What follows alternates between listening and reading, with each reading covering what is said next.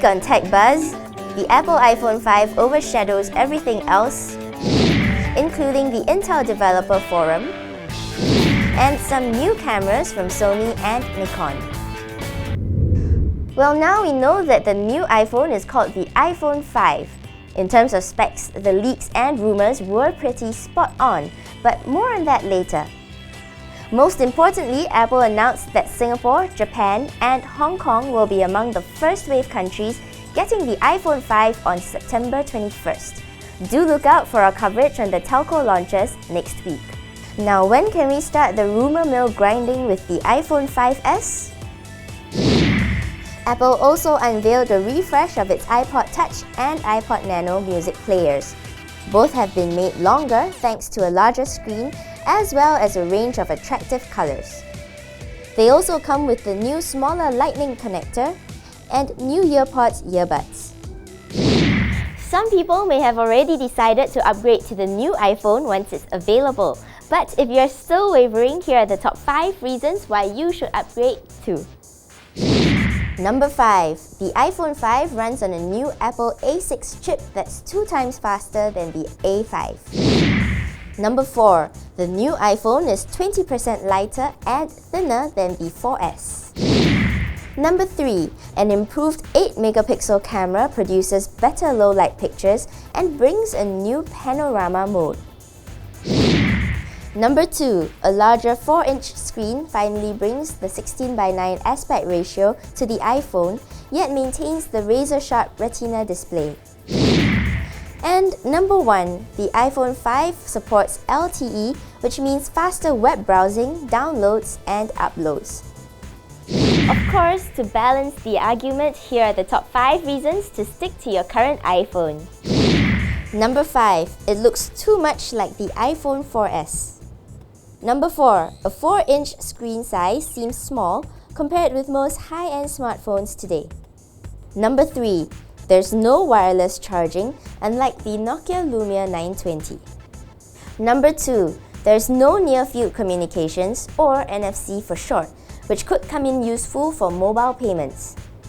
And number 1. The new Lightning connector means that you'll need to purchase a separate adapter to use the iPhone 5 with existing accessories. With all the Apple hype, you may not know that another important tech event is happening in San Francisco this week. It's the Intel Developer Forum, or IDF for short. The chipmaker showed off the future of computing with voice control. Working like Apple's Siri voice assistant technology, Intel's Dragon Assistant Beta will be made available later this year with select Ultrabooks. Hello, Dragon.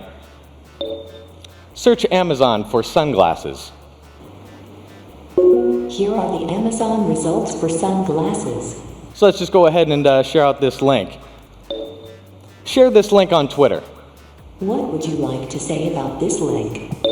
I need me some new sunglasses. Ready to tweet it? Post it. Updating Twitter. Check Twitter. Checking Twitter. Here's what's happening on Twitter. We also saw the next generation processor for mobile devices, codenamed Haswell. The new 4th generation Intel Core chips are supposed to be much more power efficient and provide better graphics performance. Sony has unleashed 3 new cameras ahead of next week's Photokina trade show in Germany.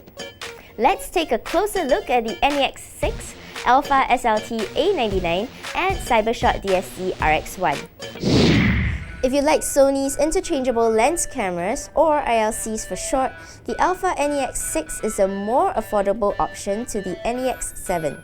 Featuring Wi-Fi connectivity and a camera app platform, the NEX6 will cost $1,000 bundled with a new kit lens in the US. Sony also introduced the Alpha SLT A99, a full-frame DSLR. The monster shooter comes with a programmable dial that enthusiasts will find useful for changing settings during video capture. The A99 is expected to retail for $2,800 in the US for the body alone. Finally, we have the Cybershot DSC RX1, which is the first camera to squeeze a full-frame sensor into a compact form factor. At a retail price of almost $2,800 in the US, the RX1 will still be out of reach for most mainstream consumers. Another full-frame DSLR joins the fray, with Nikon unveiling the D600 this week. Key specs for the D600 include a 24-megapixel CMOS sensor and 39-point autofocus system. The full-frame DSLR is able to shoot 1080p Full HD video at up to 30 frames per second. If you have 3,249 Singapore dollars to spare, the D600 will be available from September 18th. That's all for TechBuzz this week. Next week, we will have more news from Photokina in Germany. Thanks for watching. I'm Jacqueline, buzzing out.